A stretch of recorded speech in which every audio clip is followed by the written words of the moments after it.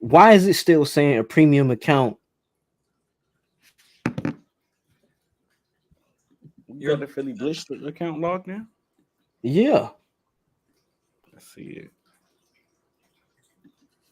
Because it says your account will soon be reviewed for a blue check mark soon. We're reviewing your account. Premium active. Got a damn blue check mark yet. It said it's reviewing. But it says we have the premium. I don't understand why can't we Maybe go. we can't do it until it reviews it. Should Yeah. we just go live on YouTube and tweet the link? Yeah, we can do that. That's fucked up though. I just gave this man my $11 and We can split that. It's shit. gonna be okay for the next time, brother. You just gotta keep giving them $11.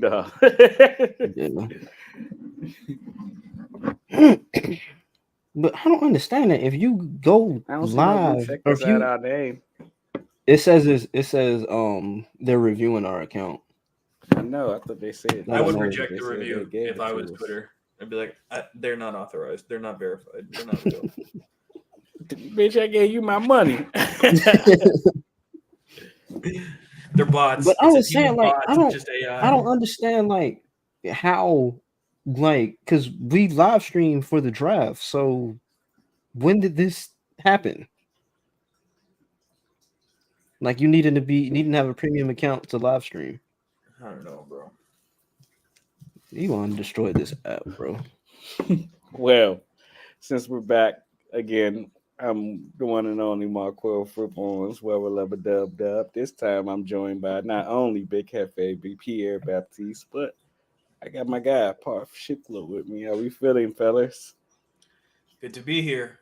Little sad that I don't have a nickname like Pierre. You know, it's El Jefe, Pierre, and my guy Parth. I was like, but I mean, okay. He's the boss, man. What do you want us to say? Damn, and I just sometimes you just want a title, just to fit in. But that's good. Things are good, man. Just saw Quell in person 2 days ago.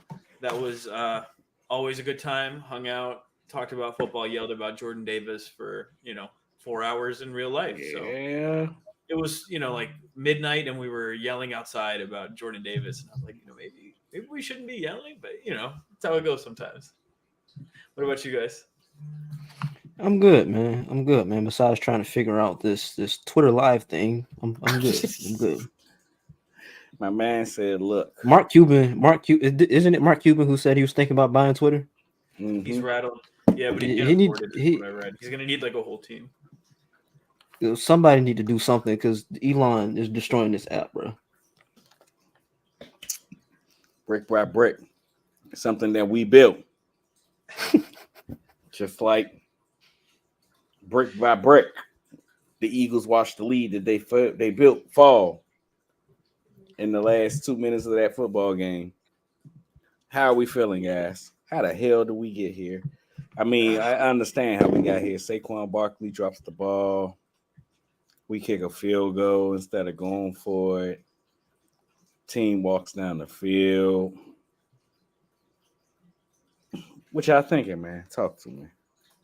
I have no idea how they lost that game. There's a reason, we committed to doing 2 podcasts a week, and we didn't do a podcast this week. Pierre messaged the group chat Sunday night, and he's like, "So you guys want to record?" And suffice to say, we did not want to record. It was just miserable. I don't know, man. It what just terrified me is that it felt like last year again, where it's just like offense had like a good game, did a lot of things, and then defense just kind of opens up. Everybody just drives down the field.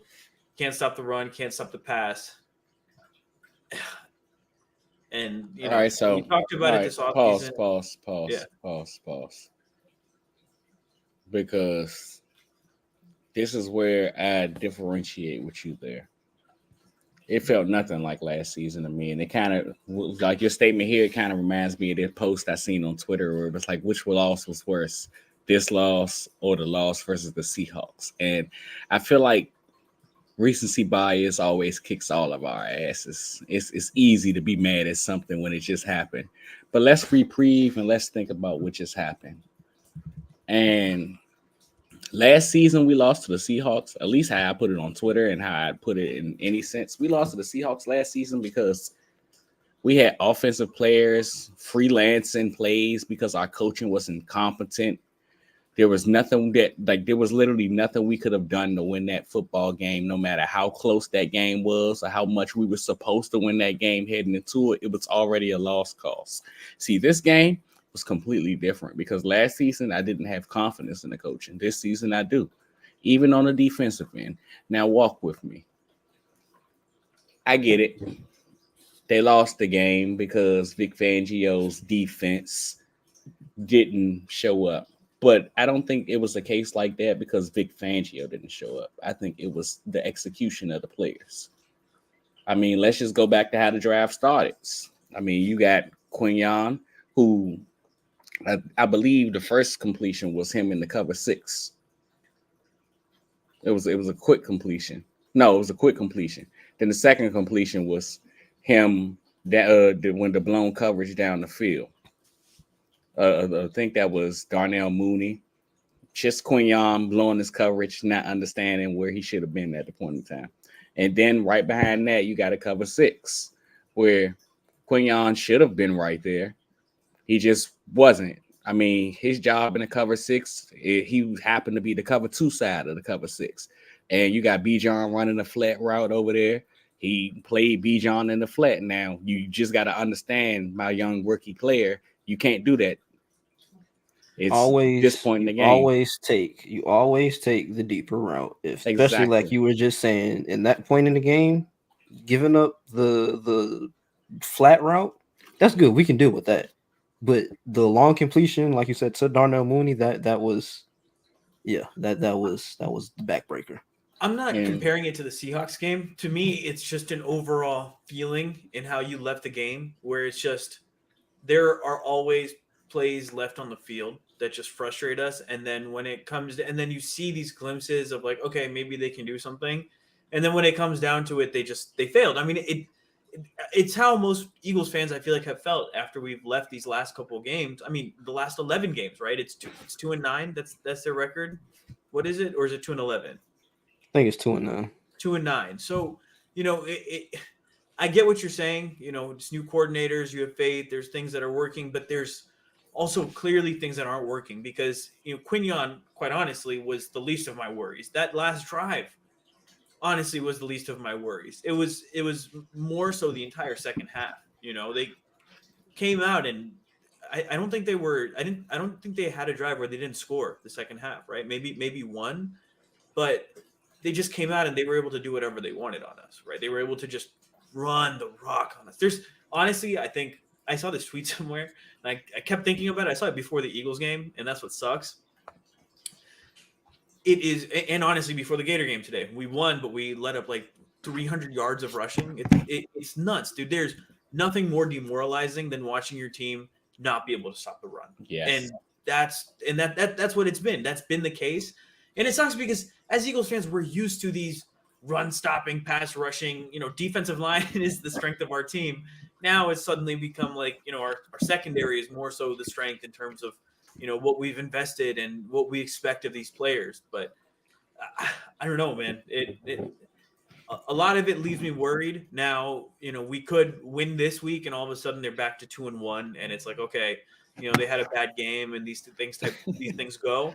But you mean the stuff that we should have been saying in the first place? Well, but other thing is if they lose, then all of a sudden they're 2-10 in their last game in their last 12 games. That is a feeling that is also going to spread into the locker room, dude. Like you have to obviously think ahead. It's a new team, but it's a lot of rollover. And when you just start to compound loses, especially on, nobody expected the Saints to be who the Saints are this year, right? At the beginning of the year. Anytime we talked about these teams, we were just like, okay, these 2 weeks should be wins, right? We were talking about the Packers game as like the really tough game. And then they won that. And all of a sudden we're feeling more confident. And then, they just go and blow it like this, right? And there were definitely encouraging signs.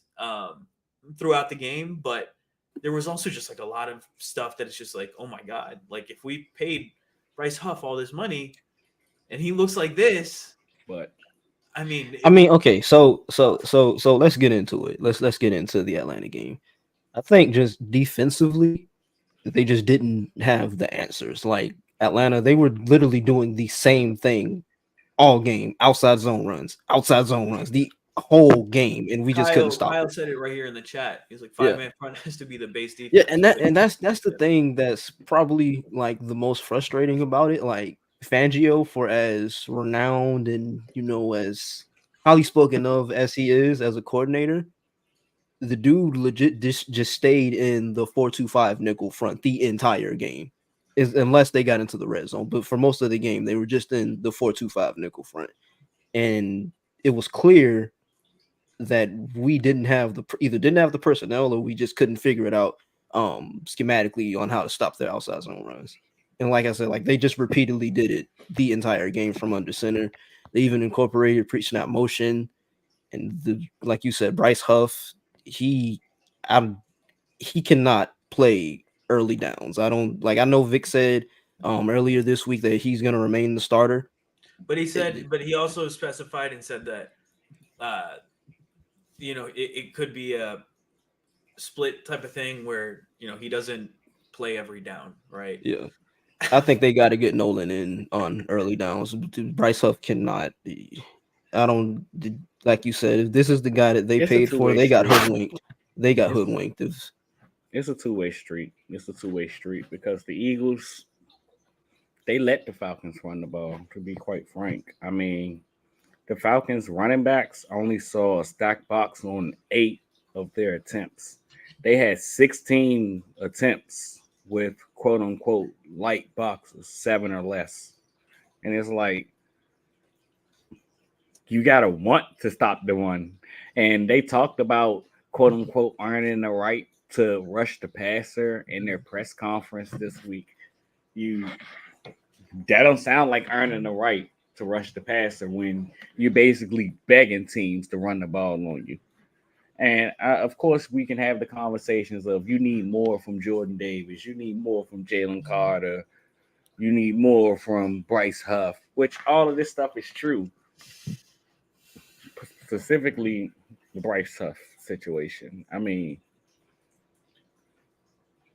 I don't know what can you say when your defensive coordinator is talking about in week 2 or heading into week 3, we're going to stick with them. What do you mean we're going to stick with them? We just started. Like, I mean, what are we doing? What is he supposed to say when he's literally falling, trying to take off on the ball, brother? The thing with Bryce is, like, we all knew he was a question mark defending the run.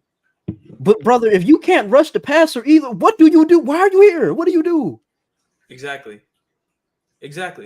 Like, what's the point of him being on the field? The D line it looks soft right now. And I mean, the players will tell you that too. Jalen Carter got interviewed and he was talking about also Vic, like, dude, he's late for a meeting. Can we not no.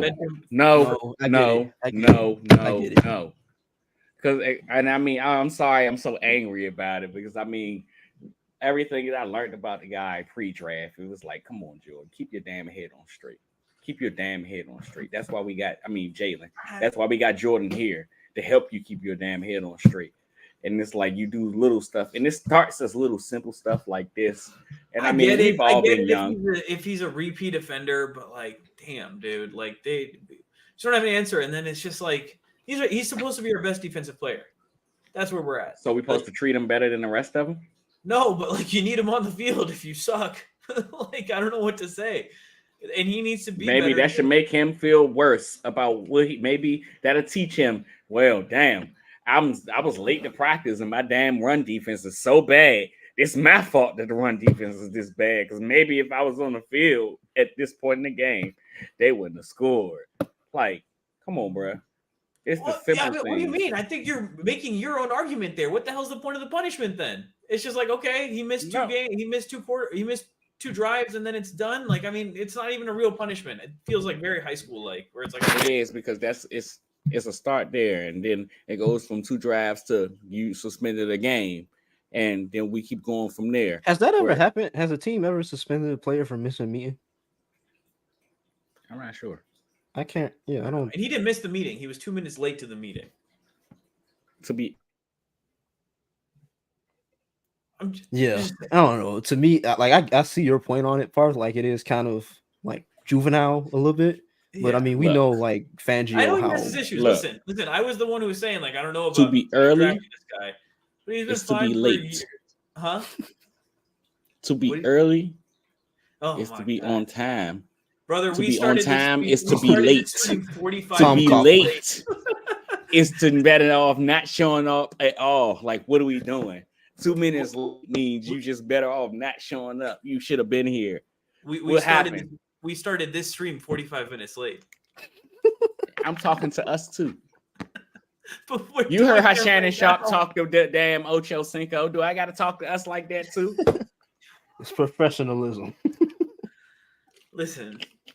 Oh, God, I hate being on time, bro. I'll get there at 8:59. Okay, if it's 9 a.m., I'll be there at 8:59. I'm still there. You know what I mean? But That's nah, the just difference going between back success and not success. to the Atlanta game, like I think like Jalen Carter and Jordan Davis, specifically in the run game, I don't know if I'd point to them as those two being the culprits. They definitely, like you said, we definitely could have used more from them. But I think the issue in this game was primarily the edge rushers and outside linebackers. Like if they're running outside zone runs, you can't set the edge and funnel things back inside or like I it agree. just I agree. My issue is that they were also able to run inside zone sometimes, and I just watched. And How it's just often did they I don't run want to just keep inside being zone though? huh? Realistically speaking. I mean, I get what you're saying. Yeah, they were able to run inside zone sometimes after we made the defensive tackles run left and right 17 times in a row. Dude, We know they're tired. Like, bro. I mean the point time out. I hate this argument of they make a run left and then right. No shit. It's sorry, I know we're live, but it's football. The point of it is to try to make your some guys. Chip Kelly's offense was to make your opponent tired, but you have to be Exactly. in shape enough to keep going. Like you can't it can't be like, oh well, they're tired. It sucks for them. Have more of a rotation. There should be an answer for that. Maybe it's not just on the players, but it can't just be like, oh, they're tired. I'm sorry. I'm not there gonna lie to needs you, be bro. an answer. They I'm can't not just gonna go lie to down you, the bro. field because the players are tired. That's unacceptable. It's the NFL. I'm not gonna lie to you, bro. You right. It's the NFL, but football is football. If you watch that Texas game against Michigan a week ago, that was basically what Texas did to Michigan. Michigan put Mason Graham and Kenneth Grant on the field, probably the two best defensive tackles in the country. And Texas said, okay, let's run away from them. And then Michigan took them off the field. And then Texas was like, oh, yeah, we can throw the ball now because y'all not here. And I mean, yeah, it's football. Yeah, you should have a rotation. But they're also human. I think it was as simple as, like we always talk about football being a sort of numbers game. Like we played with 4-man fronts, left light boxes on the field, and it was essentially a 6-on-5 mismatch with that Atlanta had. And their offensive linemen, their offensive linemen were able to climb to the second level, take on the linebackers. Them too. I mean, Yeah, Jalen Carter probably had one of his worst. He had Jalen Carter in a padlock, bro. Worked him, man. That's what I'm saying. Like he said, he was like, I had to be better. He's like, I know I can be better, and we all know it too. Like we've seen him manhandle guards, and we saw him getting manhandled. Now, Lindstrom is a good player in his own right, and that should be appreciated there. I mean, he's a Pro Bowl. Maybe is he all pro? I don't know. I believe so, and if he wasn't, it's a shame if he wasn't because he was probably the best guard in football last year. Exactly right. So this type of stuff happens. You're not going to just be like, oh, he sucks now. But brother, you're supposed to be your best defensive player. Everybody talked about this big jump he could take throughout camp. He's got to do it, and Jordan Davis was a high first round pick too. So I'm not saying it's all on them. And I get it. They weren't put in positions to succeed. They did run away from them as well.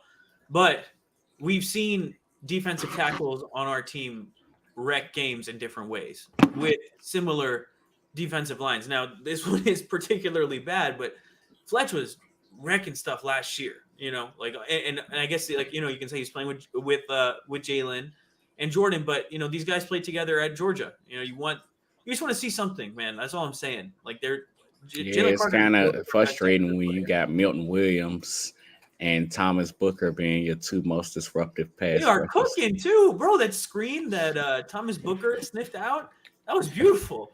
But the thing that you also got to consider when you talk about those two is primarily, at least for Thomas Booker, that I remember, primarily he got a lot of his burn in the red zone. And when they got into the red zone, if I'm not mistaken, I know you'd probably have this on hand, Quell, but weren't we typically more in 5-man fronts once they got into the red zone? They tried to, at least. I mean, he stayed in the 4. I know he was in 4 a lot majority of the game, at least. Yeah, in the red zone, from what I've seen, I know that they were in 5-man fronts a lot more. So I think that might be the solution this week because you're kind of taking on a similar offense that likes to use a lot of the same schematics. So that might be an area where they can, or something that they can try.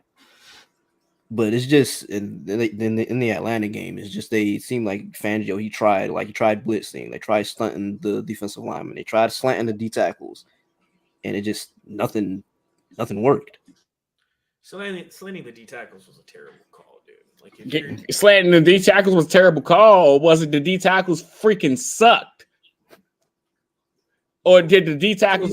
Honestly, to be fair, when they ran stunts all game, whether it was tackle, D tackles are getting manhandled, don't slant them because then they're going to get washed out of the play even more. It can be both, Quell. It's not just one or the other. Maybe it can be because they suck. I wouldn't slant them. They should have. It didn't matter if they was running tackle or tackle in. All the stunts and everything they tried to run didn't work. All of them were really bad. So at some point, do you look at him or do you look at them? Hello, who was on the field? It also comes down to execution. I don't know what you're doing here. You're dying on this hill of the D tackles are perfect. They're clearly not. That they perfect. I just sat there and said that they got washed. That the defense was called perfectly, but you're dying on this hill of it wasn't the D tackles. Dude, yeah, I didn't say it wasn't the D tackles. At what point in what I just said is not the D tackles? You said the tackle stunts was bad. I said, yeah, you're right. Those was bad, but so was the tackle edge stunts. So at some point, because you called it initially a bad play call, is it a bad play call or do the players just freaking suck that we're doing it? It can be a bad play call to use if your players aren't able to do it. I don't know what's so hard to understand about that. Don't do it if your players can't do it. You can't call it if your players aren't good enough to figure it out. The issue you don't have enough chemistry, whatever it might be. They clearly I don't have enough chemistry, even though all y'all been playing together since y'all was in college. Hey, just get the hell out of here, brother. Then what is it? The issue was them staying in the 4-man fronts. That was the problem. That was the problem. They should have went to 5 down earlier than what they did, or at least not just in the red zone. Yeah, I agree with that, and that's the problem. You could even see in the depth of the play calling where I believe the Eagles out of calling cover 3 at 43% out of single high. He's trying to keep these 4 down linemen on the field and protect them from behind them. It's just not working. Yeah. But the thing that's so kind of confusing or at least interesting to me is you got a guy in Zach Bond who kind of was a pseudo outside linebacker and they've tried to use him as an inside linebacker. Put him on the edge.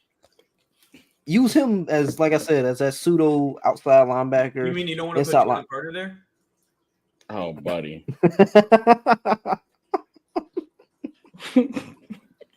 Don't even get me started here. No comment. But yeah, man, I think we're gonna see some more 5-man fronts tomorrow. Even if you look at New Orleans and how we can get into the New Orleans game. Yeah, wait. Before that, what did y'all think about the offense on Monday night? I think they look pretty good. That Jalen last pick was stupid. It happens. Yeah, yeah.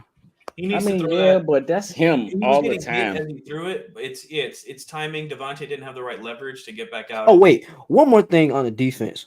What happened to the simulated pressures and the creeper blitzes that we saw week 1? That's the last thing I had in my notes. Why are you asking me? Where the only time they blitzed was like cover 0, like, and Atlanta scored a 40-yard touchdown. Like, it's like everything was so vanilla. Is Vic washed? He might be. I was gonna ask you. That's something I wanted to ask you. Is Vic on fraud watch? I didn't want to say it because I'm always the hater, but yeah, Vic is a Bears fan. But brother, this isn't the 2018 Bears anymore, right? Was that the year? Y'all are fucking stressing me out. He's gonna keep saying it's week 2, and then it's bigger than it's fucking week 2. New Orleans is gonna y'all gonna blame this man, like, yo, and his players are out there playing like poo-poo butt. Like, I mean, of course, like, oh my gosh, you got Darius Slay giving up touchdowns and then saying, "I love you, man." You got fucking rookies blowing coverages. You got your defensive tackles can't get off. Your edge is not doing anything, and we all looking at the defensive coordinator like, "You suck." Is it you? You washed? What are we doing here? You are the biggest Slay guy. Don't come to me with the Slay. I'm slandering him right now. So what is that telling you? That's been Slay. This is it, dude. He wants to get everybody a hug. It's more important to be liked than to win. Remember that, guys. At the end of the day, the biggest award at the end is sportsmanship and the friendships we make along the way. It's not one more thing, one more gripe on Vic Fangio, and I understand what you're saying, Quell. The personnel, like, you know how I feel about this. I feel like there's a philosophical disconnect between the organization and them wanting to run this defense, but at the same time, like I said, I do not feel like they were put in the best positions to be successful on Monday. Wait, night. What do you mean? Like, what do you mean? There's a disconnect? Sorry, because I thought they've been trying to draft for this type of. Are you just talking about linebacker? Yeah, it's linebacker. This type of scheme. It's linebacker. Yeah, they don't have linebackers to run this defense. I'm about to say, and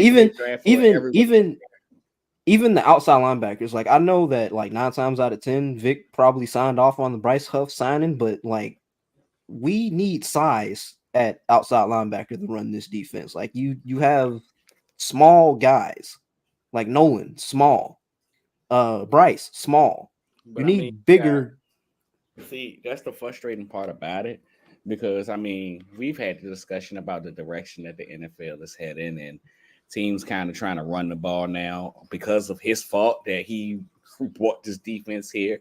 But teams kind of trying to run the ball, and you kind of try to find a middle ground between, we need bigger guys, but you also see the direction that the NFL was heading, and you like, wow, finding guys that can rush the passer and drop into coverage, those are the kind of guys I need in my defense. So it's kind of a mixed blend here now, where kind of, like I said, I feel like he would much rather sacrifice the extra man at the top than the extra body. Kind of a similar situation as we said with Jonathan Gannon, I think it was, where it was like he not going to take that extra corner off the field. Going from 5-man fronts to it was either going to be a corner or it was going to be a lineman that was coming off the field. And he would much rather have the lineman coming off the field and have that extra DB on the field than. And I think we're in a similar situation. At the same time, like I said, you got to understand the direction the NFL is heading, how offenses are attacking your defense, and particularly this defense where the edge. They running right at the edges, bro. I mean, I'm ready. I don't think you got how they can't contain. They running right at them, brother. Man, the hell with this. We jump. It's time to jump into week 2. Pass me the ball, coach. What the fuck are we gonna do? I'm sorry. I know we streaming and all, but like, brother, Alvin Kamara had 115 yards last week against. I was about to say, I don't know. 112 of those. No, like literally 112 of those were off tackle. We just watched us get gashed off tackle all game, and 112 of his 115 yards were off tackle. What the hell are we gonna do? 5-man fronts, brother. It's our only hope. You gotta go 5-1, 5-2. That's our only hope, bro. You know, I'm chuckling, and what's really funny is if any matchup, I don't know if 5-man fronts is the answer. I tweeted 5-man fronts out, but I don't know if that's the answer all season, but that generally just might be the answer this week. dog, you cannot the 4-2-5 front. You cannot do that against this team. They're going to eat them alive. Boy. They're going to eat them alive.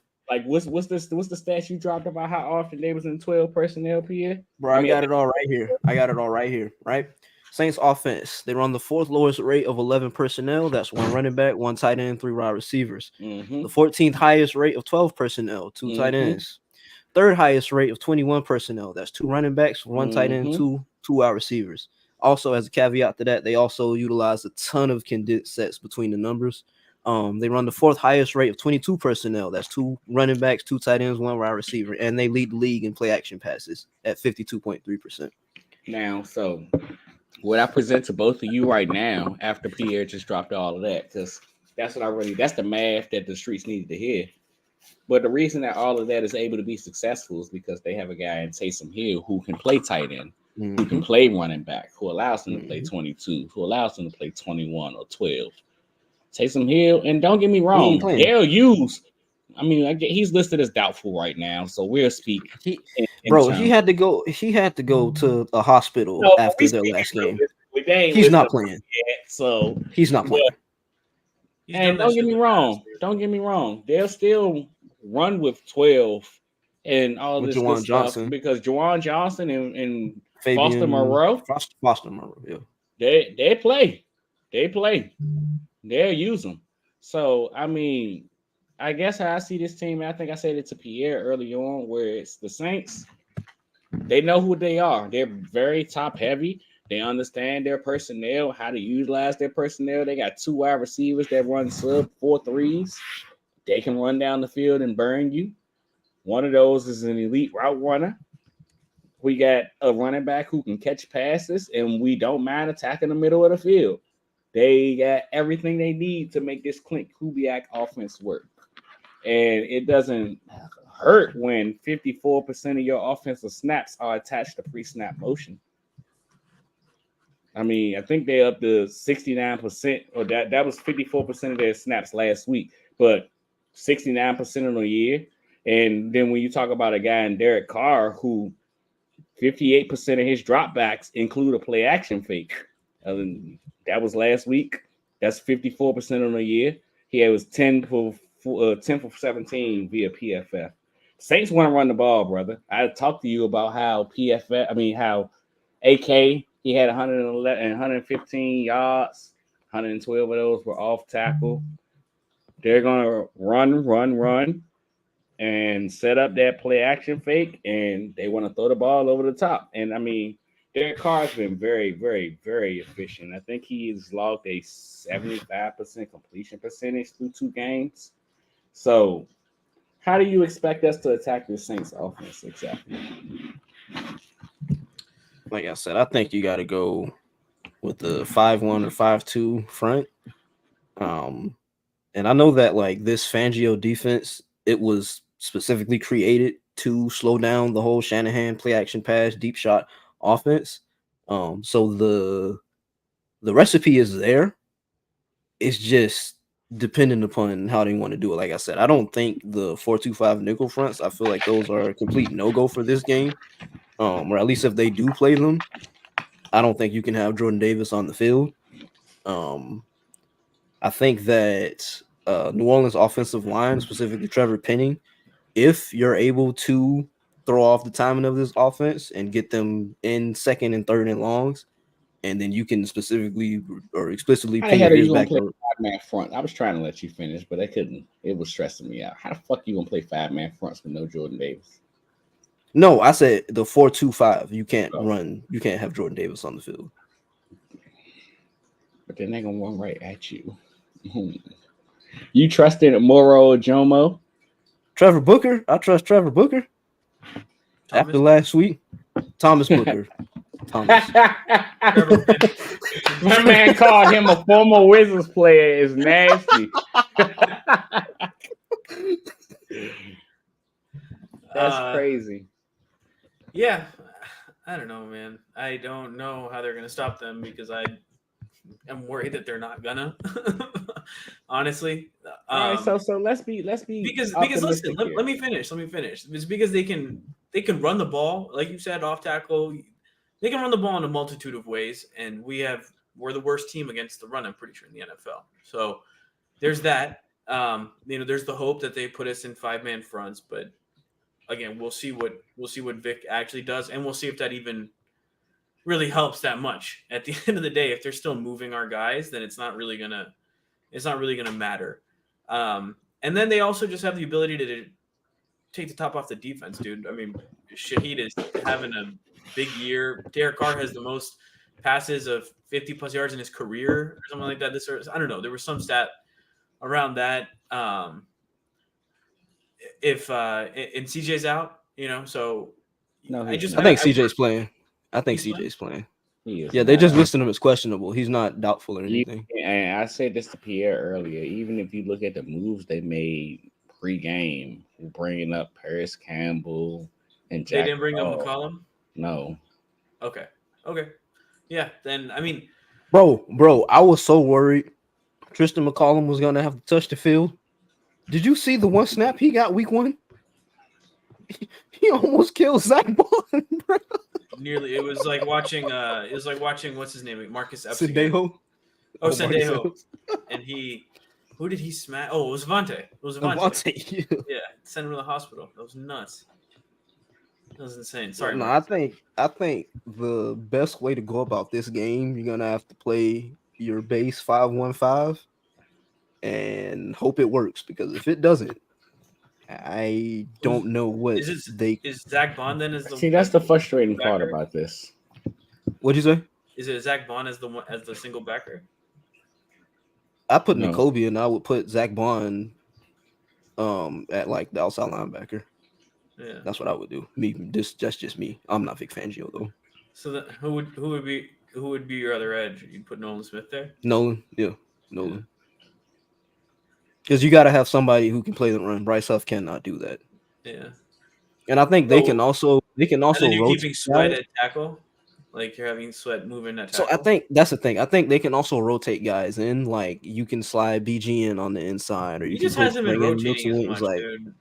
Yeah. Our D-line doesn't rotate. Oh, yeah, they do. They rotate hella. I mean, at least I know on the last drive in the Atlanta game, for some odd reason, they had Moro Ajomo on the field. Yeah, that. But I mean, I like to think they think he's their best pass rusher. But that is insane. It is. But I mean, they drafted him, and I've been saying for 2 years now they drafted him to replace Milton Williams. He was drafted. I think he was 6th or 7th round. Oh, okay. And that's not me saying. This isn't me saying the dude thinks or nothing. But if Moro Ajomo is your best pass rusher as a defensive tackle, I mean, second. Of course, Jalen Carter was on the field, but second. Of course, yeah. But yeah, I mean, they were hiring him. The fact that I believe it was Sweat, Carter, Ajomo, Huff that started their last possession. I like to think that's what they think their best four are. But you could even kick BG in on the inside. They did that eventually at the end of the draft. At the end, when they were already like right there in the red zone. Yeah. When Slay got Slay's controller died.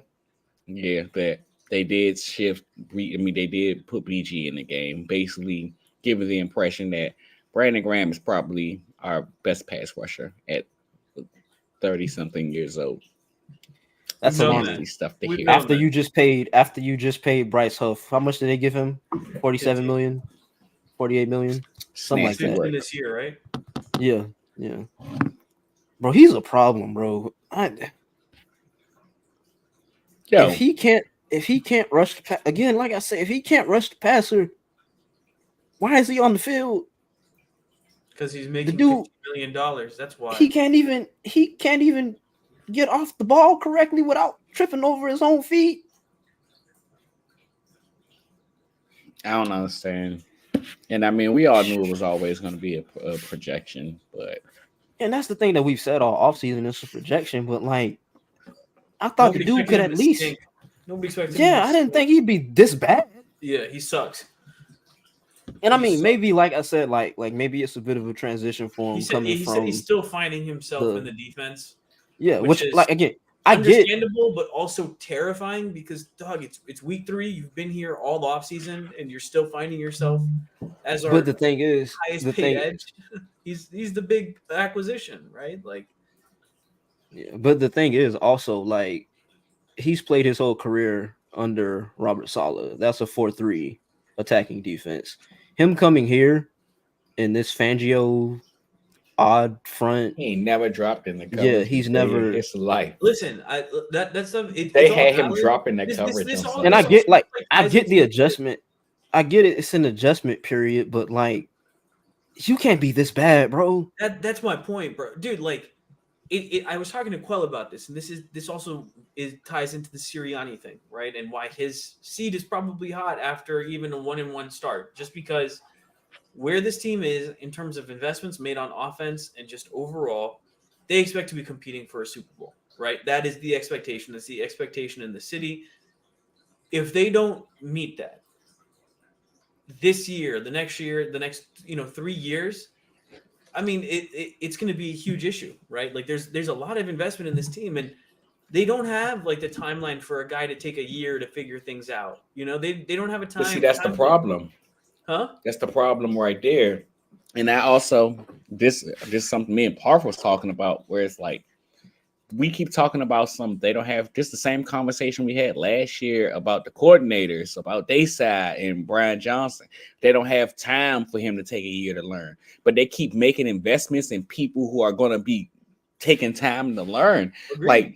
What are we doing? Which Agreed. goes into what Pierre said and the disconnect between the front office and the roster. Like, agreed. I'm just saying in terms of, I wasn't even talking in terms of that. I was saying I think that the defense is pretty good. I mean, we've been trying to build for Fangio for like the last couple of years. I mean, they publicly talked about it. That's why we've talked about taking these D tackles the last couple of years.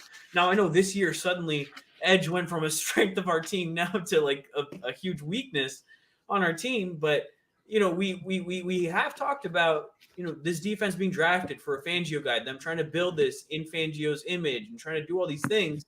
So now that's why I'm just trying to hit pause when we're just saying, okay, the roster sucks. Fangio is totally blameless, because I think this does go both ways. I think it's hard.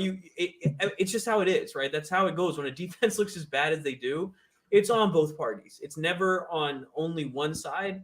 There's clearly both sides are doing things that aren't working, right? And they're going to have to figure it out. Now it's week 2, like you've mentioned.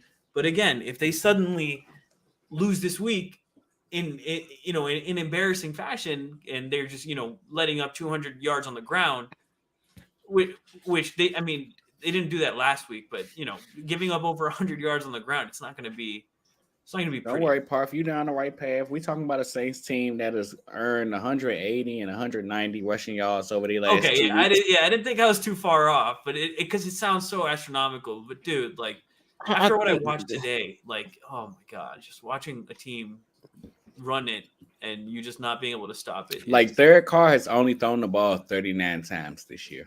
That's great, and he's still putting up the numbers he's putting up. Yes, he averages 11.4 yards per attempt. What is his? Do you have his completion percentage by any chance on those 39? 75%. Jesus Christ. Yeah, in this game tomorrow, they got to stop the run early, make them one-dimensional, get them behind schedule. Like we know about this Shanahan offense. They have to receive ball first. Yeah. They have to score. They have to start. You got to score. The real big kicker here is they got to put some pressure on Carr. Yeah. On only 7% of his dropbacks on the entire season, which is 3 times, he's been pressured. And here's the funny part about that. On the 3 times that he's been pressured this year, Derek Carr has 2 touchdowns. He's 3 for 3, and he's over 100 yards passing. Probably because Rashid Shaheed doesn't have a career touchdown that's less than 19 yards. He's so fast, bro. He's so damn fast, brother. As far as he can, and Rashid just runs underneath it, bro. I'm gonna keep saying it. I think the best way to go about this tomorrow is 5-1-5. That's the only thing I can think of.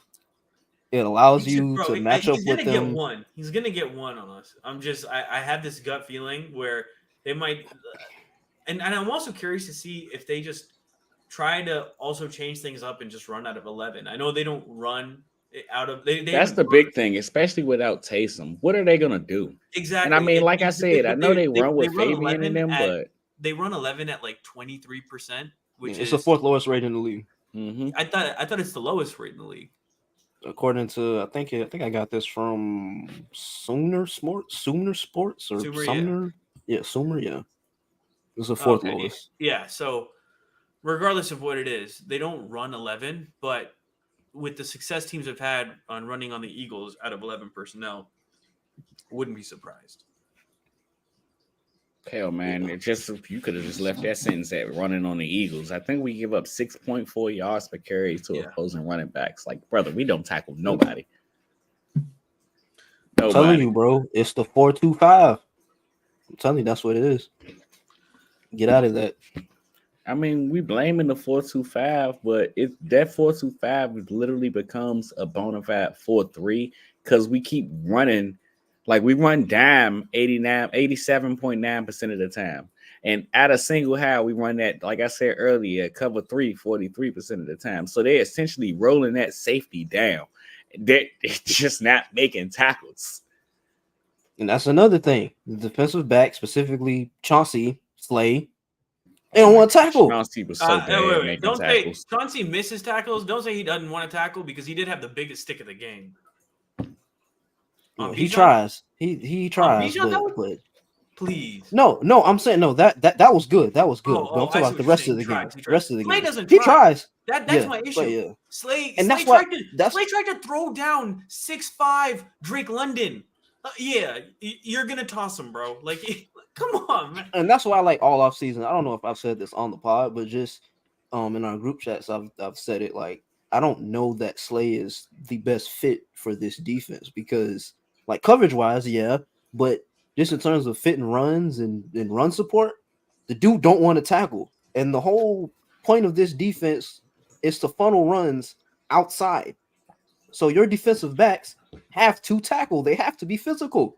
Mm-hmm. And Slay don't want to do that. I've been saying it. I've been on the hopefully Slay gets traded train for a reason, bro. Because it's hard to take him off the field if he's there because he's fine in coverage. Now, obviously, that last play he wasn't clearly. His controller died. But if he's gone, but if he's traded, all of a sudden you have no choice but to, I think it would be Isaiah Rodgers who they put in. I think he's pretty clearly ahead of Keely from, how they've just kind of went about in the offseason. But I think Slay needs to go, dude. I'm also just tired of him and his podcast. Let me know when you find $33 million to donate to them. I know if they can trade him, I'm not saying they need to cut him. I'm saying they trade him and, see what you can do. Y'all think we see Cooper tomorrow? Yeah. If they want to stick to that 4-2-5, maybe. Yeah. They say, well, yeah, because in my opinion, if we see Colorado Cooper, is getting washed. Christ, they're getting railroaded by Baylor at home. Gracious. On homecoming. Colorado's losing? On homecoming. No. Yeah, they're losing. It's 24-16. Yeah, I'm being. I thought Baylor. Again? I thought Baylor it was just 24-10. Scored. Yeah, I thought Baylor scored, but no, it's 24-16. Colorado just scored. All right, so 50 seconds. Let's give us something to be optimistic about. Let's go to the other side of the ball. This is where the fun should be had for us. And I mean, yeah, sure, I get it. Probably no AJ, but it's definitely no AJ. AJ said himself that he's going to miss a couple weeks. It's been like the coaches trying to do, like the playing the mind game. But AJ said himself, he's like, I heard it's a couple he fucked up injury. when he did that. He should have shut up. But it's funny you say that because on the Philly special they were talking about how they appreciate that AJ did that because they're like players never get to actually just say what they want to say and like what it is because the inverse of it, right, is that if coaches keep saying they're week to week and they're not playing, then all of a sudden fans are like, oh, this guy's not really playing, he's not really trying to get in. But, if he just says it's going to be a couple weeks, then everybody just understands, like, okay, like, it's not that he's, being weak or something. Now, it's obviously stupid for people to think that regardless, like, injuries. Trying to say, the coaches ain't doing that for you. They don't give a damn what you think. Listen, They want Team B to practice him being on the field. I'm saying about the player things. We know players care about what other people are thinking. Man, well, okay. For sure, no AJ Brown. Another week of trying to get the ball to other wide receivers and Britton especially Covey, baby. Devonta Smith. Okay. Somebody explain to me how and why Britton Covey I don't see how got you didn't expect that. No funny. Wait, but he got more targets than Jahan Dotson and Dallas Goedert combined. Dallas Goedert that doesn't make sense. I feel Dallas like what Goedert has was come down to him not having the whole playbook. very now. surprising. Yeah, no, and I get Jahan is still learning the playbook, but you got to get him incorporated somehow. I mean, but I mean, you owed this to Britton. Britton worked all off season. We talked all off season before that trade how Britton looked really good at the wide receiver 3. Who gave you the best chance to win? Clearly not the guy who don't know the playbook. Who's a better player?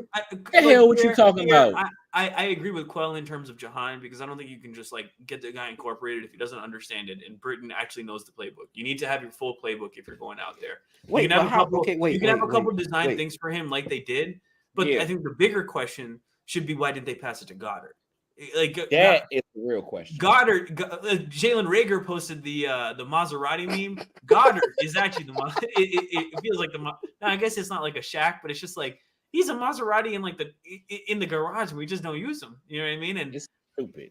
I don't know, man. Yeah, it doesn't make sense. It doesn't make sense. Who could literally it's not because Jalen doesn't want to throw it in, and we just don't give him the ball. And I get it. You got AJ and Smitty, but we don't have AJ. This is prime opportunity for you to be okay. We got a tight end. He's really good. We can attack this area of the field. And it's not like they don't want to. Like they want to throw the ball to the middle of the field in this offense. So it's like. And can we give Jalen some credit? He's been targeting the middle of the field more. Need a nice golf clap for my dog. Hell with targeting because, like I told you last week, he was 1 for 4 in interception. It's that aura meme, Pierre. I'm telling you, it's the aura meme. But he was better this week. He was better, so I can give him credit for being better. He looked better. We don't want him just targeting though, just to target. Because if you're gonna be doing the stuff you did in week 1, don't throw the ball in. Yeah, that Devontae Smith pick was one of the ugliest throws I've ever seen. I just was like, brother, what are we doing now? I got something interesting for you guys. Outside of the fact that these two teams, they've found a renaissance on offense, to say the least. These are the two teams that ran the least amount of pre-snap motion last year. The Eagles are the only team that ran less than the Saints. But the Saints, they're a man coverage team. If they want to do anything, they want to play press. Yep, they want to play press man. And if they feeling real good in this Island offense, they're going to send some pressure. They pressured the Carolina Panthers week 1 15 times. They send pressure 25% of their snaps. Now, of course, we know. Yeah. Now, we know Jalen Hurts. This is what's happening, bro. Hello. Everybody's on the platform. I guess I didn't get the memo. Y'all didn't send that in the group chat. Please. Pressure the Eagles with man coverage, especially this year. Please. We got hot routes, baby. Continue to do it. Jalen Hurts is one of the best quarterbacks against the blitz this year. Yeah, Let's 13 for 17. That has been his most encouraging sign. 17, brother. Do you know what that is? 76.5%. This boy is almost 77% against the blitz, brother. Now, he got an interception, but he also got a touchdown. And his EPA is plus 11.1. So that boy is dialing up against the blitz this year. He looked really good. I mean, hey, Kellen. Hey, Kellen. Boy, he got him looking good, man. What can you say? What can you really say? So, I mean, you got a Saints offense, a Saints defense that they stay true to who they are. Actually, I do have one thing to say. Give hot routes to Dallas instead of to Grant Calcaterra. I think we also might see if they do pressure early and often. I think we also might see some of the tight end screen game. Dallas Goedert, he'll be huge for that. But I also think it might be. Have we seen a tight end screen this year? I know we've done it a lot. I don't think so. I don't think we've seen That's one. what I was about to say. I haven't seen one. Yeah. Yeah. I wonder. But I also think Saquon, it might be a big Saquon game too. Yeah. Yeah. Just catch the damn ball, Saquon. Yeah, bro, if he would have caught the ball, none of the conversations that have been going on over the last week would have been happening. Like, of course, the issues defensively were still there, but all the Sirianni stuff and the Jeffrey Lurie and him being analytically, what's the word? Yeah, you saw that quote. You saw that quote from Lurie, like from 2017. It's going to be an interesting dynamic, bro. It's really gonna come down to the end of the year, how they perform in the playoffs, and then it's gonna be there's gonna be two camps. There's gonna be it was too reactionary, they should have kept him, and then there's gonna be the good riddance camp. But you talking like my man's for sure gonna get fired, bro. I honestly, like, if they don't make it out of like the first round, competitive in the second round. Let me rephrase his statement. You sound like a guy that ain't gonna make it out the first round. I don't know. If this defense looks in week 2, brother, you just gotta give him time, bro. Just give it some time. We were on podcast a week ago talking about how they just beat the Packers and the season could go so well. We talked about how they beat the Packers. And then one game happened. We talked about how they beat the Packers, but we squeaked out a win. It wasn't a confident win. They're 2-9. Confident win. You beat the arguably what people consider the best team in the NFC. You're sunshine pumping. You're sunshine pumping constantly. It's just like, it's only week 2. They're totally fine. Everything is okay. It's not. It's clear to say that, hey, there might be issues with the team. Nick Sirianni is coming out and getting into arguments. It's clear to say it might be issues with the team. Dude, issues lead to something. We had this argument again last Tell me what Friday. Issue? Where's the issue? I don't know what to tell you. What issue? Philadelphia with Jeffrey Lurie, if things don't work out, especially this year when we already know he's on a tight rope. It's pretty simple what's going to happen. I don't know why we're like acting like, it's like everything's been fine and good. They lost how many games did they lose last year? Yes, and it is a new season. So why the hell we keep you sound like them reporters? Yeah, the Eagles are this and this over their last couple of games, and just like the players said, why are you comparing this year to last year? But the offense is like damn near the same. Okay, they're still the same players. There's still the same players on this team. It's not like all the players are completely new and it's a complete revamp.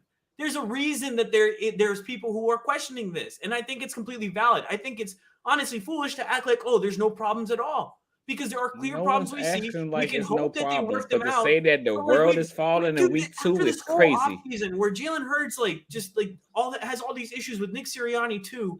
If you don't think that they're going to choose their quarterback over Nick Sirianni at the end of the day. Saying, the difference between me and you right now is somehow, some way, for some reason, you keep concluding to the worst case scenario. But when, and but if, and but this and that. And I'm sitting here saying, brother, the season start 3 weeks ago, we were sitting here talking about what this team could possibly be. And here we are. Ain't even played the third game yet. And now we also have 2 weeks of we're gonna fire our coach. We're not even gonna make it out the first round of the playoffs. Where things are subpar. I don't know what to tell you. Play the Saints game yet.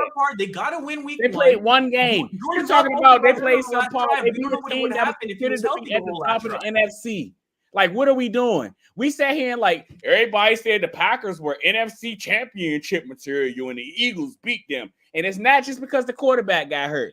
Like, the Eagles beat that team. He got hurt at the end of the game. The Eagles won that game. Again, they also squeaked out a win. Nobody felt if you left that game thinking, the Eagles are never going to lose a game and everything looks perfect. That ain't I don't know what to tell you, because there were clear issues. They reared their head again against Atlanta and they weren't able to squeak out the win. That's the difference. And that's the issue, is that it's the same issues in both games. It's just they were able to win one of them. That doesn't give me a ton of confidence, and I'm not sure how it gives you a bunch of confidence. I told you, if you guys have listened to the podcast for 58 minutes, you know how it gave me confidence. I done told you, because I don't feel like the problem with this team this year is coaching.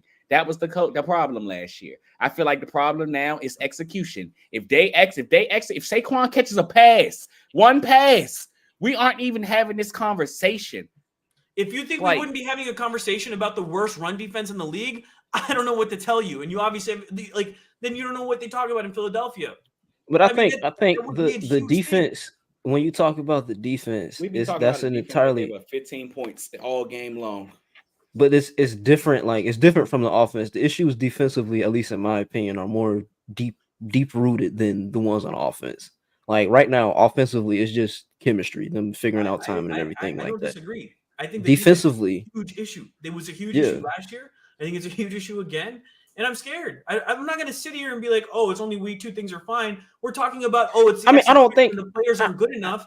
Well, I all we're wouldn't. betting on is that the players get better throughout the season. And I like right now I don't have a ton of faith in Bryce Huff, or this defense or this defensive line. I think, especially in the playoffs, I think any team is running the ball on us. Like we have nothing we can do about it. You know, and that's what scares me. Sorry, go on. Finish what you're saying. Me or Quell? Yeah, you.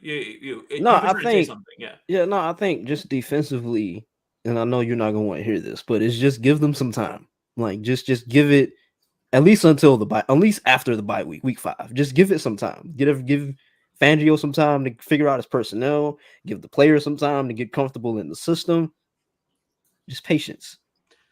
Just patience. Listen, there is no patience because if this team doesn't win a at the end playoff of the day, game, and if Jeffrey they don't do Lurie this, fired that, and a the Super Bowl third, winning coach after 2 years. I don't know what to tell you. Like this franchise is not patient. Now we can talk about the pluses and minuses of that, and whether that's a good thing or whether it's going to lead to more issues down the road. But that's the fact of the matter. Nick Sirianni is here because he completely had to humble himself and drop everything. But if they continue to have these issues where, he doubles down on, oh, this is what my chart said, and every chart analytically says, hey, no, you do that, and then he talks about it even more, it raises red flags, and I don't know why we can't acknowledge that. I mean, of course, yeah, we can acknowledge it because, like we said, like I brought up the quote from what was it, 2018, 2017, whenever it was. I'm talking about. There was an obvious disconnect. Yeah, to fire a guy, even if he's been successful. But at the same time, we're not there yet. We don't know. I'm just saying. Are you sure you agree? If this defense continues to look like this, even if it's not Nick Sirianni's fault, Nick Sirianni's head is going. That's how it's going to be. I'm speaking. And no, you're not wrong. You're not wrong. If it continues looking like this, you're not wrong. But the thing that we want you to understand is we're not there yet. We don't know how it's going to look. Agreed. We're not there. A week from now, 2 weeks from now, 3 weeks from now. We can agreed, but we can just look at the trends and agreed. You can say it's a different defensive coordinator. A lot of the personnel is the same. The personnel changed a little bit, but a lot of the personnel, especially on defense. Have you never seen personnel change defensive coordinator and play better? What do you mean? Have you never seen a team keep the same personnel, change defensive coordinators, and play better? I have. I don't know what you're. So yes. What was your point of saying it's the same personnel? What? Yeah, it's the same damn personnel, and it's a different coach that we gotta let. It's the same personnel, and they're playing just as bad. That's the issue. They're playing just as bad. It's 2 weeks, Parth. It's 2 weeks, but they still can't stop the run. They are playing just as bad. They are 2 weeks into the season, and we're talking about a team that is 2-7 in terms of red zone trips. We'd be talking about a team that is 1-8 if Darius Slay got his head out his ass. That don't give up points in the red zone. A team that is really good on third down. You want to keep talking to me about yards and what they giving up on yards. Yards allowed with 6.4 per carry. And how many points are they giving up per game, Parth? That's what. At the end of the day, that's what we play for teams to score points. That's all I care about. I don't care about what they gave up enough to lose. That's the issue. They gave that was the issue. The entire second half, they couldn't stop the run. They couldn't stop Atlanta from going down the field. And now we're going into another week with the best rushing offense, arguably in the league. It doesn't look great. They done played the Carolina Panthers. A lot different than 2-1. Let's not forget they done played the Carolina Panthers. We all gonna look good when we play the Carolina Panthers. You know that, right? Okay, they also and that ain't taking nothing away from the Saints. The Saints look great, but you talking about number one rushing offense in the league, and we just sat here and looked they at just put 45 on the Cowboys. The Cowboys have a fine defense. a Cowboys team that is coming off a year where they lost their defensive coordinator and multiple defensive coaches. Like, let's be real. Add context behind familiar. stuff. I wonder if there's another team that just lost their defensive coordinator and a bunch of coaches. So let's So I'll ask both of you guys. Tell me, who would you rather have, Mike Zimmer or Vic Fangio? Talk to me. I don't know. That's Talk not the to point me. of the Give question. me the answer. What do you mean? I don't even know what like the point of this argument is. Who would you rather have? No, I don't care who I would rather have. I'm telling you, one team got a better option than the other. The same way I sat here and said a second ago, teams get different defensive coordinators with same personnel and improve. And you sitting here and criticizing the personnel about how they played because they played bad, not because he put them in bad positions. We just talked about how he refused to switch the whole game. Quell, you're talking outside of the 4-2, outside of being stubborn with the run game and even trying to roll the safety. Like, he tried to help them out. He was being stubborn nonetheless, but he tried to help them out. He tried to do things to stay true to himself and put them in better positions, and they didn't execute. But then, it's just on Monday night. It's blaming the players, to blaming the coach, to blaming the players. When did I blame the coach? It's more of a conversation of which side do you think is more to blame? Was it Fangio or was it just execution by the players? I blame the guys who were getting run left and right and blowing coverage assignments.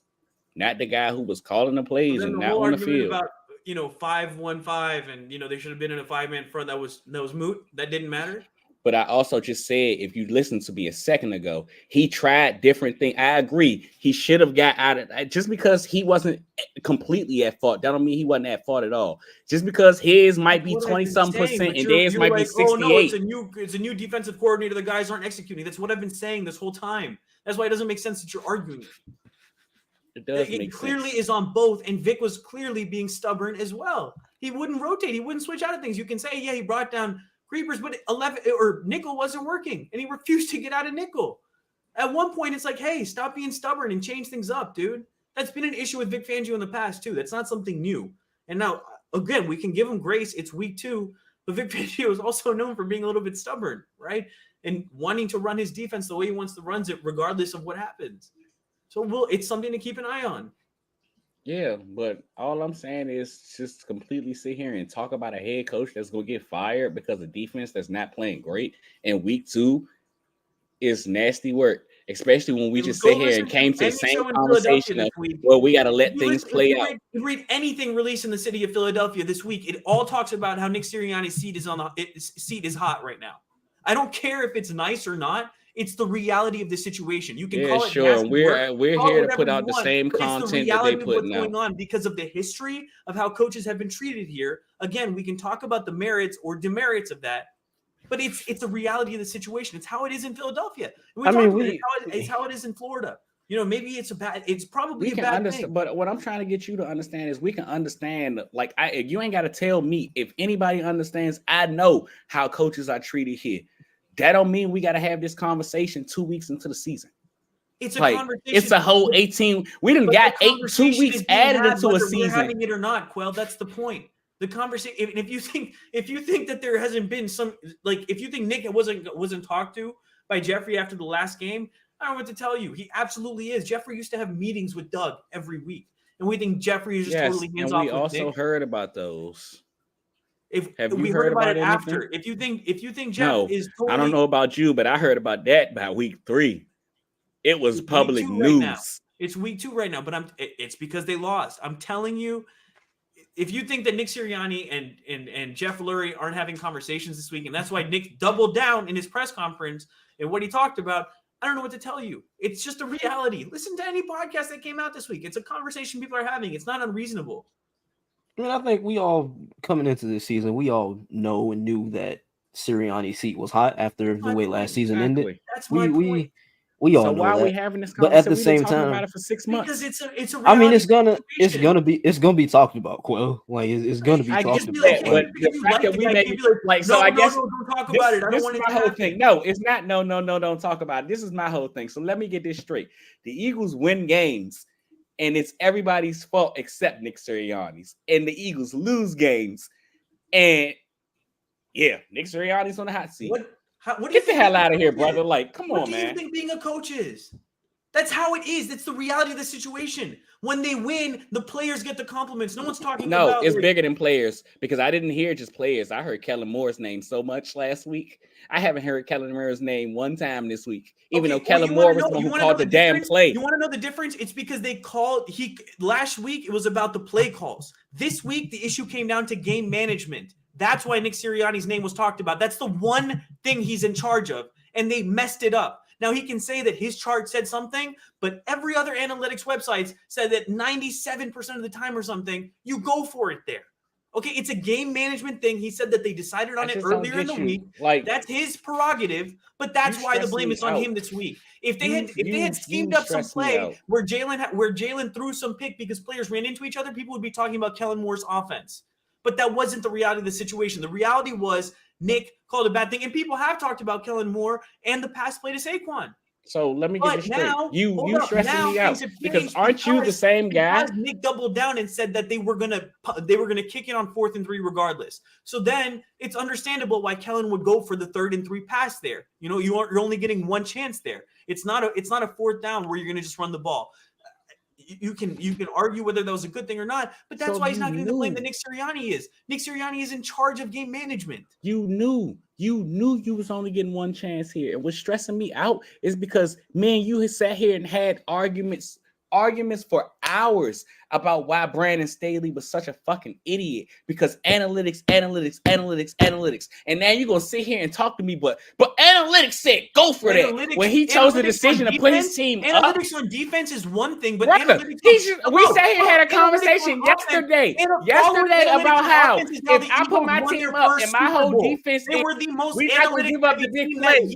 Wouldn't you put your defense on the field too?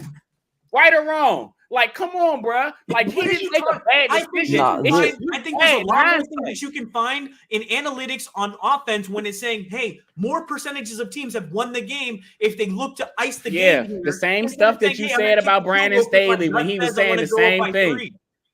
And shit, his gut was wrong too because everyone and their mom. No, he was following a damn chart that said the same damn stuff that this chart that you're talking about is saying. If you fail, they get better. They had worse positioning on the field right there than if they kicked it off. They were behind the touchback line. So his gut was wrong and he didn't follow analytics. That's why he's getting blamed. Brother, I'm here to tell you that analytics don't fucking matter because you got Brandon Staley, you got Dan Campbell, who follows the hell out of analytics and keep losing his team games because he's following analytics. Like, at some point, you just have to make the right decision. And he thought he made the right decision. That's why he's getting blamed. Regardless of how he came to it, he made the wrong decision. His gut was wrong, and he didn't follow the analytics, which said to go for it. So guess what? Yeah, you're going to get blamed. I don't know what to tell you. It's not like Nick Sirianni's going to be like, oh, yeah, I messed up on that 4th down, but, don't blame me. It's just, it's fine.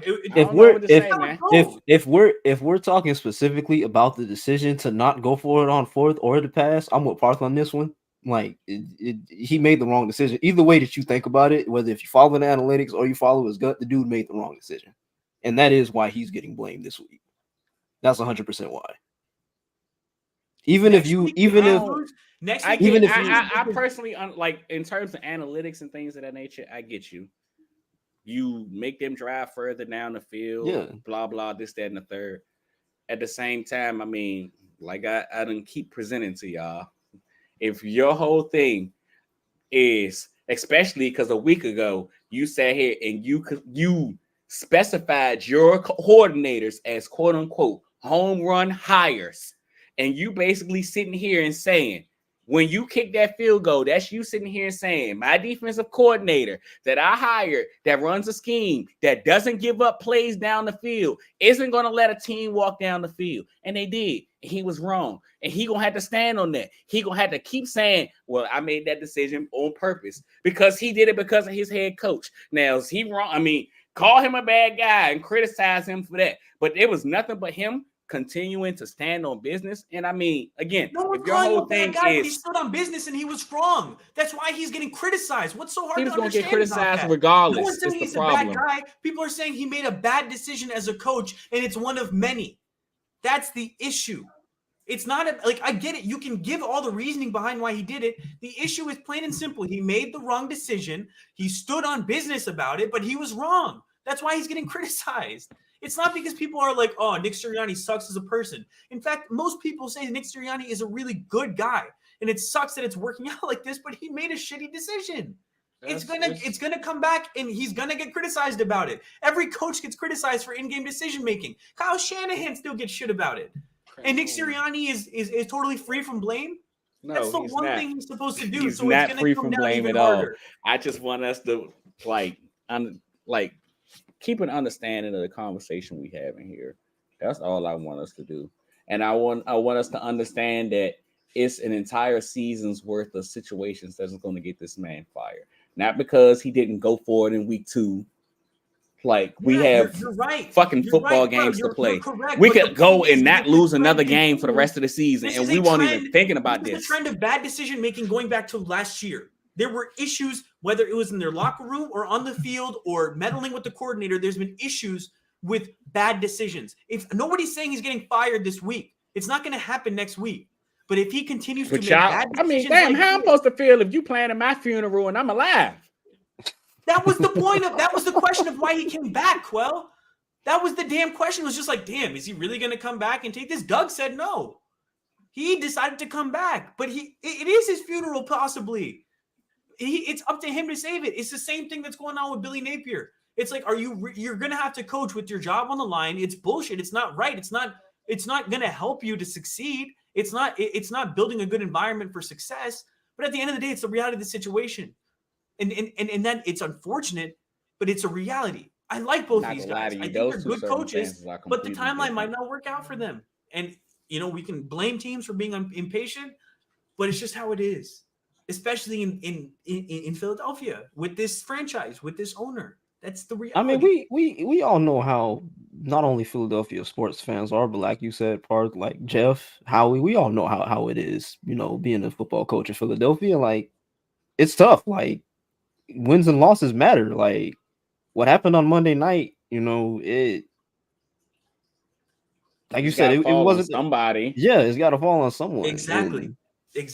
And, and it's like not you going to be said, Howie. like it came down to, and what's the phrase? Not in-game situation, but game management. It came down to a game management decision, and Nick failed at that, and he's got to take the sword for it, and he has this week. Now, at the same time, that shouldn't be a referendum on whether or not he gets fired. Exactly. But again, like I just said, you're a Philadelphia sports fan. You know how people are in the city. That's just how it goes. But I mean, I guess my whole thing is, what's frustrating is, again, I get it. Live by the sword, die by the sword. He's made a killing. This is all he's done since he's been in Philadelphia. He's been aggressive. He is an aggressive head coach. He makes strange decisions. But that's why it was puzzling. It's like, this isn't even aggressive. It's like, why did you do that, dude? It didn't make sense. That's the issue. I mean, either way that you look at it, like, say you go for it and you don't get it.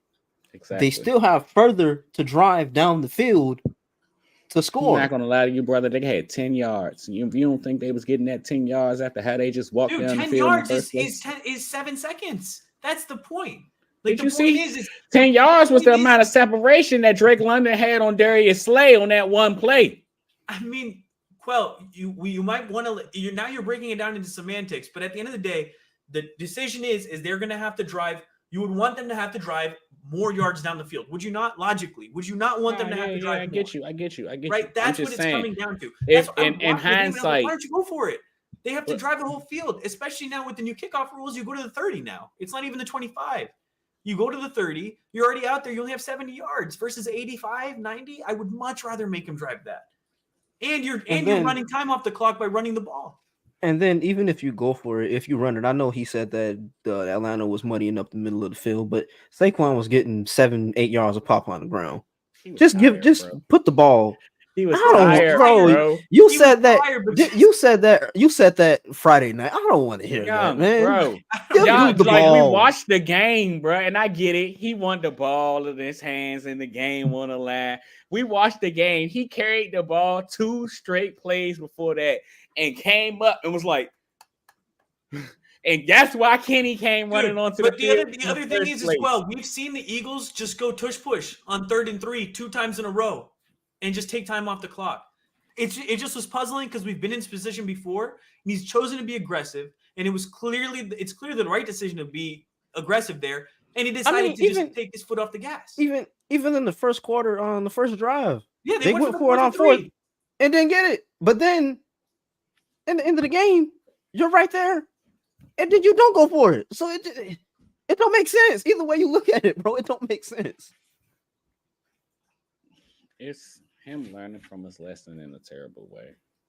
You went forward in the first quarter where you probably should have, and you didn't get it. And now you're sitting here like, man, if I took those points, because in reality, if he took those points, then we're looking at a completely different football game. And he just took his points.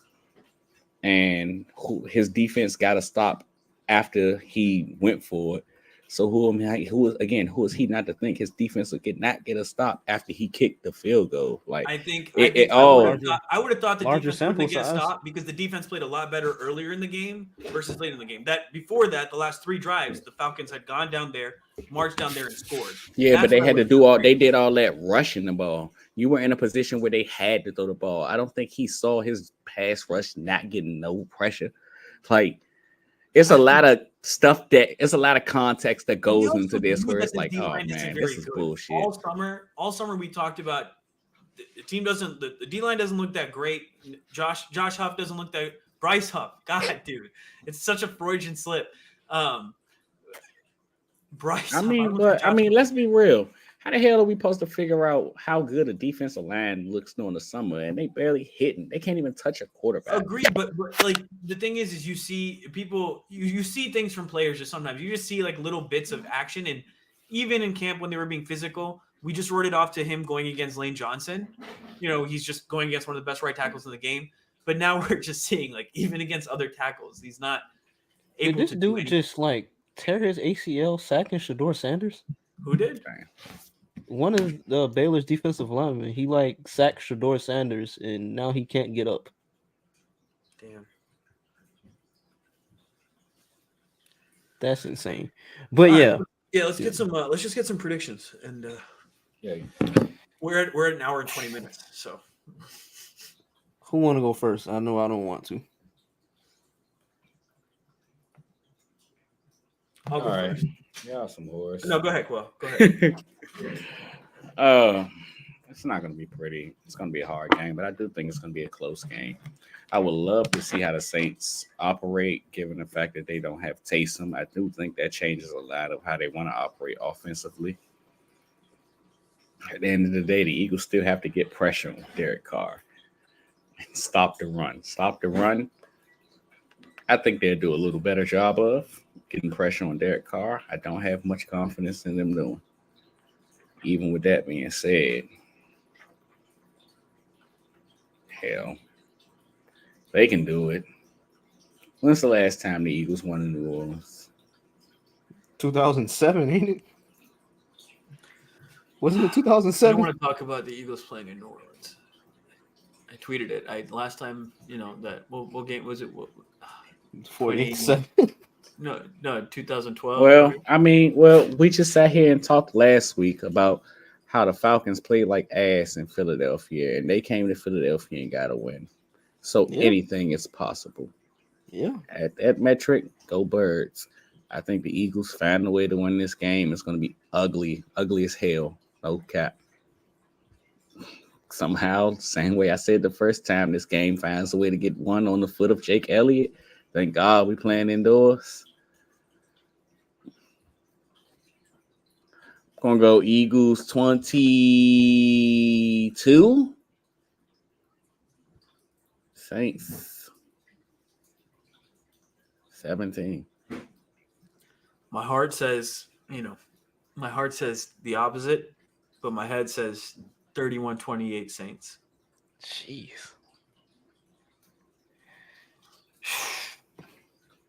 I don't know, man. Like, I've went back and forth on it all week. The Saints not having Taysom, like you said, that is a feather in the Eagles' basket. At the same time, I do not know how we stop their offense. Like I know I've said like the 5-1 or 5-2. That's like the main thing that I would do if I'm Vic Fangio. At the same time, this Saints offense, they're just dominating. They're so hot right now. That's what's yeah. They're And played the Carolina Panthers. That's true, but they're an NFL team. You can only play who's in front of you. Watch the Cowboys at home. Like the Cowboys are usually pretty good there, and they just. I'll say this. If we can rush the passer, if we can rush Derek Carr and actually get pressure on him, we can win this game for sure. We can win this game. Okay. But if I'm judging by the first 2 weeks of the season, I don't know. I don't know. Like you said, Parth, my heart says the Eagles win, but my head, I don't know. Josh is copping out. That's all I hear. My heart says the Eagles win. Just say the Eagles gonna lose, bro. Y'all think the Eagles gonna lose? Say the damn prediction. What are we doing? Prediction. You know what? I just said I want them to win. You know what? I still think they're gonna lose. We're gonna go down to New Orleans. We're gonna play some ball control football. Saquon Barkley, Jalen Hurts running the rock. Self-respect. Devontae Smith getting active. I got the jersey on. We going 33-17 Birds. Let's go. Fucking Birds, dickhead. Fuck are you talking about? Y'all are. You just went from them not being able to stop the run to 33-17. They not gonna fucking run the ball. Ain't no ball control, but they're gonna run the ball on us. This makes a lot of sense. The logic is there. Both teams are gonna run ball control, but the Eagles are gonna go 33-17. Go Birds. The Saints can't stop the run. Go Birds. We're gonna run the ball, bro. This is sunshine pumping. Holy shit, dude. Oh my god. Have some self-respect. Have some self-respect. Yeah, sure. That the Saints are gonna win. Way to play both sides, Parth. Way to play both sides. So when they lose, you can be like, I knew it. And then when they win, you can be like, go Birds! Go Birds, dickhead! Fuck that! Go Birds, nigga! We are live. Please. You know the X factor in this game is going to be? Devin White making his season debut. Oh my gosh. I don't know if y'all saw the tweet. In his career. This is why your score was moot. Yeah. Devin White is going to change everything. Yeah. His career. I see his window. In his career versus Alvin Kamara. When he's played Alvin Kamara, Kamara has only averaged 3.6 yards per carry. This is Devin White game. Watch. I'm not gonna lie. If he's active. Active. I felt like the Booker T meme. Hulk Hogan! We're coming for you!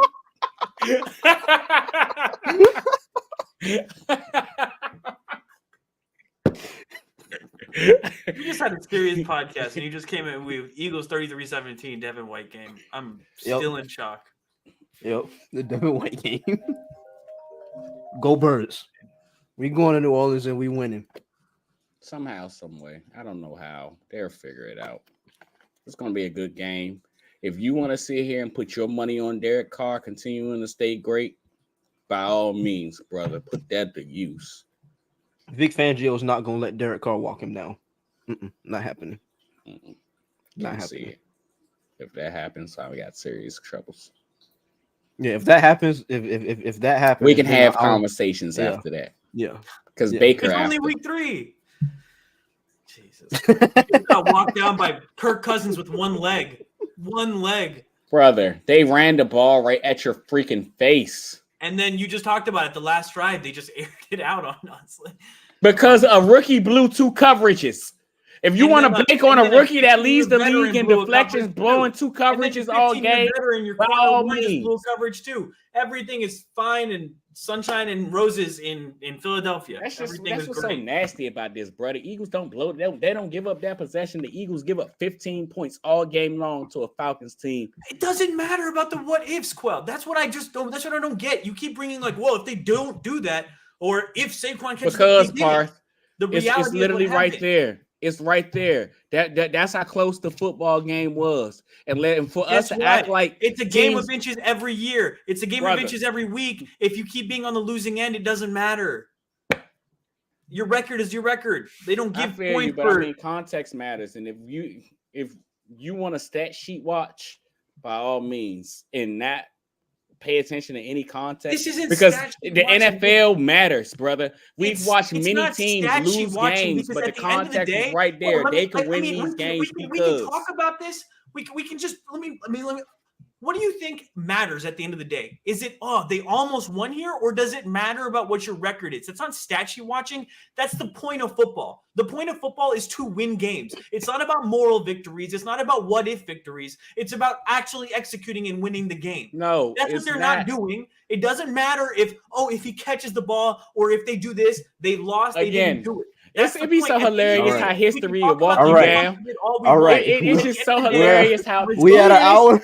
We had an hour and 30 It's minutes. hilarious how history will walk you down, man. The same man that sat here and said the Vikings, this same Vikings team that won insert amount of games by one possession, and you expect me to think that they're a real football team? Yes, because context matters. So if you flip it on the other side and you losing games by one possession, you don't think that you that close as a football team? No, because if you keep losing games and you can't even make it to the playoffs because you keep losing games, or you set yourself up a bad seed because you can't keep winning games, it doesn't matter. How many teams have we seen that have been one possession away all season and then they can't figure anything out? Now, of course, you have some that do, but that's not usually how it works. Usually it's a team that executes all season. Look, man, Big Cafe said we got to get out of here. You got an hour and 30 minutes. Last point. Quell, do the Eagles win tomorrow? For sure. Parth, do the Eagles win tomorrow? I don't think so. I got the Eagles winning tomorrow. All right. Hour and 31 minutes. I don't want to see no shirts, no jerseys. I don't even want to see the Eagles logo in the background when they win this game, boy. If they win this game, I don't want to see nothing. Not a thing. The Eagles are winning no matter what. Not a thing. Brother, you know we pick against the Eagles. We don't mind picking against the Eagles. No matter what. We just think they're going to win this game. Oh, my God, dude. You are sunshine pumping. You're the same guy who picks against the Eagles. Objectivity because I'm wearing an Eagles jersey, or I can be objective about my team and be like, hey, they're not good enough. Brother, how many times in the past have I picked against this team? I am not afraid to pick against them. I just think the team that they are playing against has a lot of statistics that are being inflated because of the team they played against initially. And they had a really good game last week. Is that the same football team we're going to see for 18 weeks? I'm not sure about it. I'm not sure, but they are firing on all cylinders right now. That's the point. I'm not saying that. If the Eagles play the Saints in Week 15, I would pick the Saints no matter what. Right now, with the last 2 weeks, momentum is a thing. We've talked about momentum being a thing. You would have picked Nick. You would have picked the Saints no matter what. Don't lie. As long as Nick Sirianni, the coach, you picking against the Birds. Get out of here, dickhead. I picked the Eagles last week. I don't know what you want. You can keep saying whatever you want, but at the end of the day, I picked the Eagles. They didn't win. And this week, I'm like, I know what the Eagles are. I can call a spade a spade. I don't need to just be like, Nick Sirianni is a nice guy, so the Eagles are going to win because of good vibes and sunshine and flowers. There's more to it than that. It's like, hey, maybe just don't be a shitty coach. Maybe then I would pick them. All right, that's gonna do it for this stream. I'll probably post this as a pod for tomorrow morning. I'm not sure, but we're gonna be back with the post game pod tomorrow. Yeah, go Birds. I don't know if go Birds. Go Birds. No, we can talk about it. We can talk about it. You are barred. You are barred. I am not barred. You are barred for the week. And then talk about it. You are barred for the week. Telling me about barred. You are barred for the week. I'm down in location talking about go Birds because I stand on business. You are barred for the week. Fuck no, I'm not barred, buddy. You're barred. You're barred for the week. You're kicked out the bar. Thank you for watching. Go Birds, everybody. Go Birds. Go Birds, dickhead.